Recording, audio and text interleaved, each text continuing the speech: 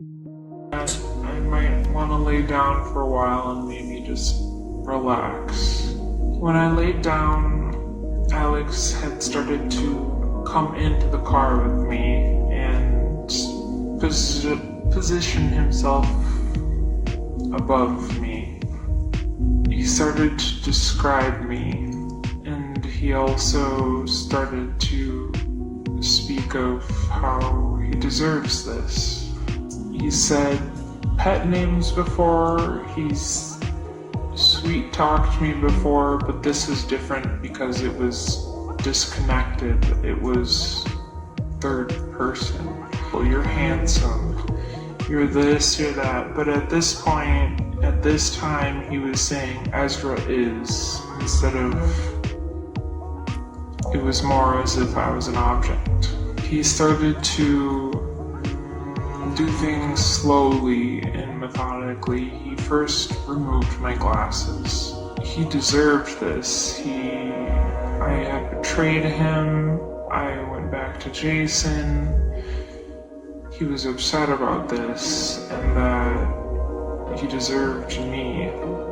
After he kisses me and I pull my head back a bit, I felt he touched the hem of my sweater. I could feel a pull on it. I wasn't sure at the time really what he was doing, but I could feel it start to give away. It felt looser, and my sweater had been opened. I'm limp. I'm not moving or resisting or fighting. I'm there. After that, he moves to my pants. He starts to cut through my pants. I feel that he's pulled on it to give room so that he can cut through. At this point, he had cut through the inner thigh area of my pants and tights. I could feel the knife start to graze and cut into my skin. I feel it on vagina, I feel it, it's inside the hip region. In the past, only clothes had been cut, but this is the first time he ever cut me with the knife. I'm afraid he's going to kill me because he has a knife, and I'm afraid that he's going to take whatever he wants and he's just going to finish this. My mind is running through his words that he deserves this. My mind is running through all of the possibilities of what he could want, of what he's going to take. I was wondering if he was going to kill me and then he was going to kill himself so that he didn't have to be alone. What I start doing is defending myself. As Alex was grabbing me, I started stabbing him anywhere and everywhere I could. I didn't know what was happening. I just needed to get away. I just needed to get out of the car. Were you consciously aiming for any particular place when you were stabbing him? No, it was happening fast, and it was anywhere and everywhere. Before he gets out of the car and you're doing the stabs, are you trying to kill him? No. What are you trying to do? I just want to get away. I need to get out of the car. I need to get away as fast as I could. So why do you keep stabbing him while you're still in the car? Because he wouldn't let go. He wouldn't let me out. I was terrified. Thank you. All right, my next question is about this. The prosecutor asked you about one particular text that you sent to Jason Mangle where you said Alex was afraid of you. Yes. Right? And what did you mean by that when you texted Jason? During those messages, it was at a time when I was very frustrated with the situation and things Alex might have been saying at races, and out of frustration, I just said, Alex is afraid of me. And what I meant by that is that I know Alex very intimately, and like anyone else, he spoke a lot about his coworkers. I didn't mean he was physically afraid of me in any sense, just that if I had to, I could expose him for all the things he was saying about others.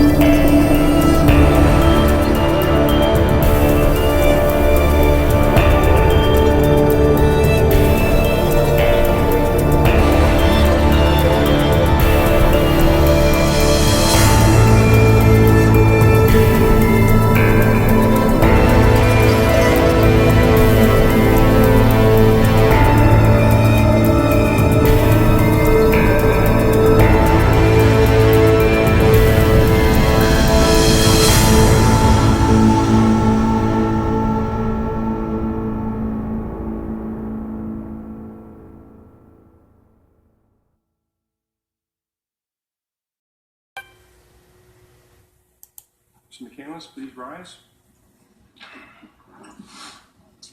We, the jury, find the defendant, Ezra J. McCandless, guilty of first-degree intentional homicide as charged in the information.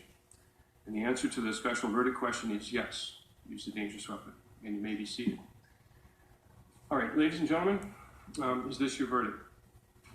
All right, I'm going to do what's called polling the jury, and I'm going to ask each of you if this is your verdict. And I'm going to ask you by your juror number.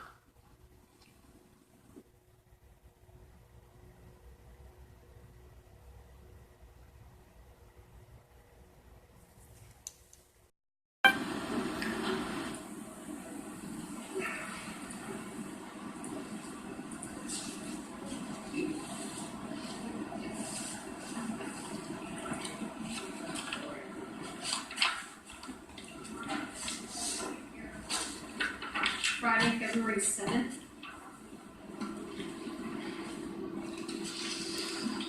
That works for the defense. That's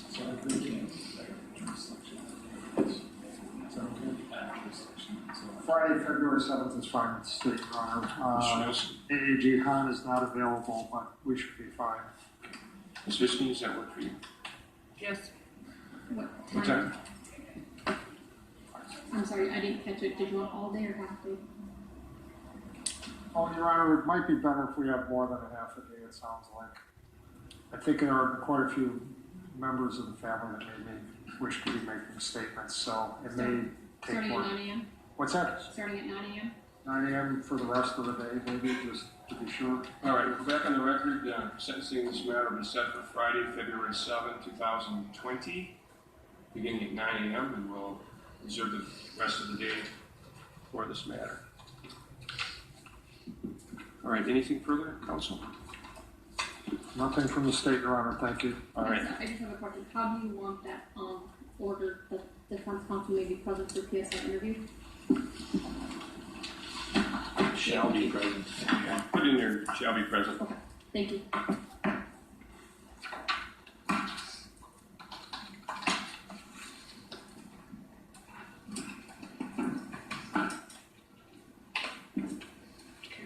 Verdict forms.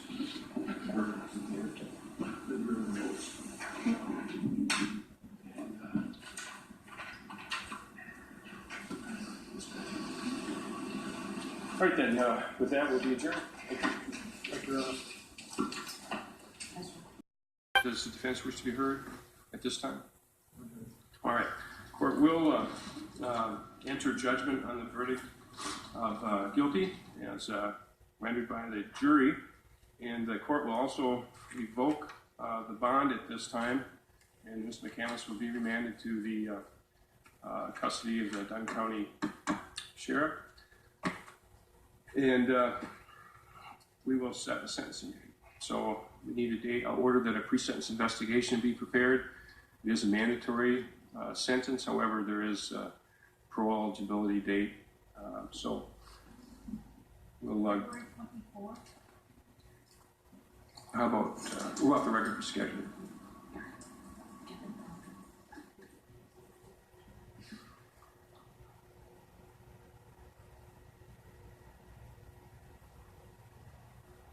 Standard in Dunn County, but in Milwaukee County, I've always asked for a court order that defense counsel be present during the pre-sentence interview.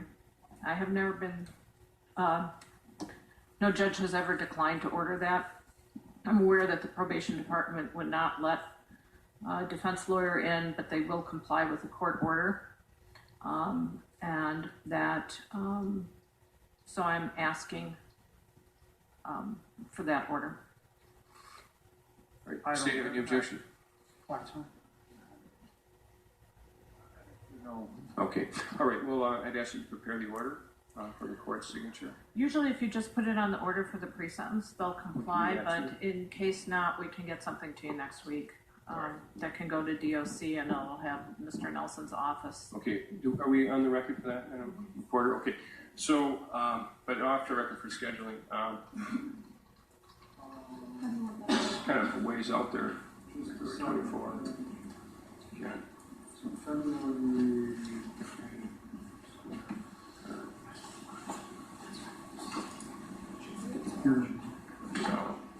Lieutenant. Ms. Nordhoff is not gonna be here that week, so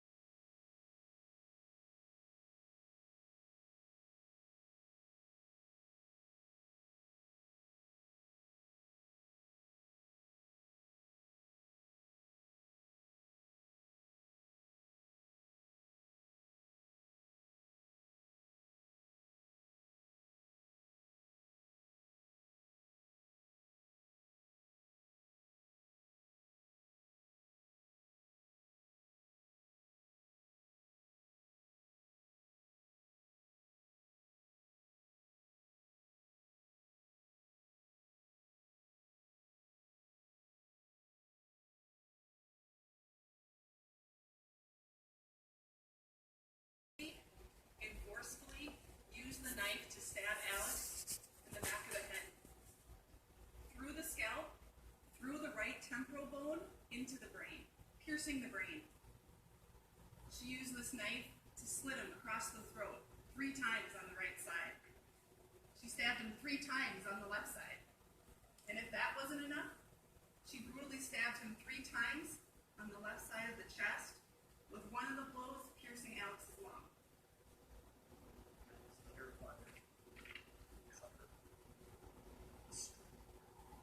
He has a knife.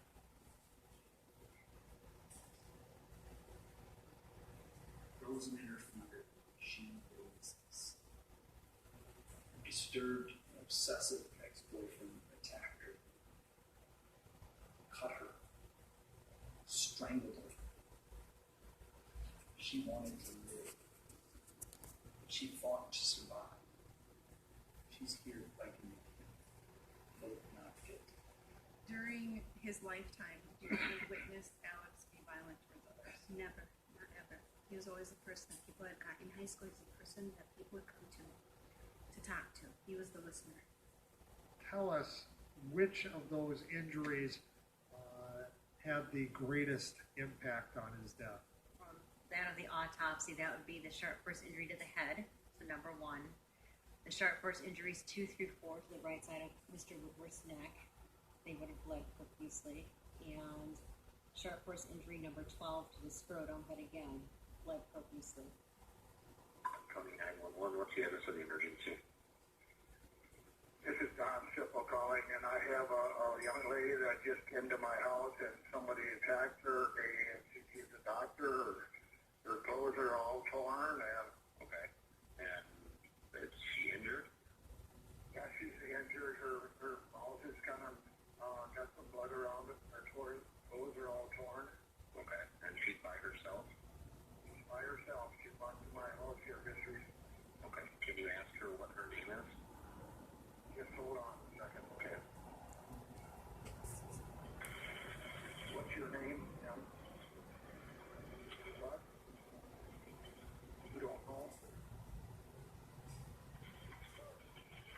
Did you ask the patient, what do you remember about the incident? Yes. How did she respond? Patient states, I don't know. I just think I was raped. It hurts. I came in with a clean slate. I looked at a patient that came in with an alleged sexual assault that could have been assaulted by someone else. And actually the surprise to me was the wounds were, looked to me like they were self-inflicted. When I saw the wounds on her arm. They were both going through some things in life, and she had been through something traumatic, he had been through traumatic things, so they kind of bonded over, like, misery loves company kind of thing. Where were you cutting them? I just was going anywhere and everywhere I could. Okay. Just to get him off of me and get away from him. And did the knife actually make contact with them? Yes. Okay. And even then he just kept grabbing me, grabbing me, grabbing me. Okay. So he kept grabbing you after you were stabbing him? Mm-hmm. Okay, and then what happened? And then after that, she left the car and he was laying there and I didn't know what to do. Okay, so then what happened?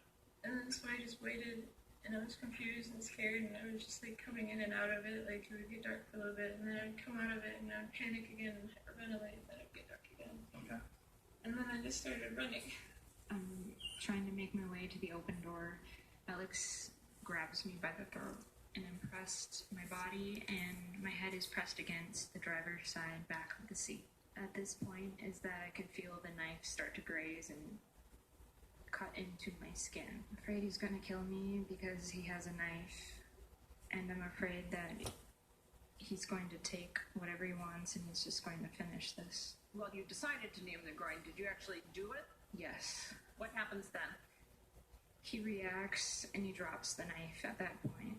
When he drops the knife, what do you do? Instantly, I grab the knife. This is when I began to defend myself and stab Alex. Are you trying to kill him? No. What are you trying to do? I just want to get away. I need to get out of the car. I need to get away as fast as I could. Is that wound what you would call a defensive wound? Yes, it's certainly consistent with the defensive wound.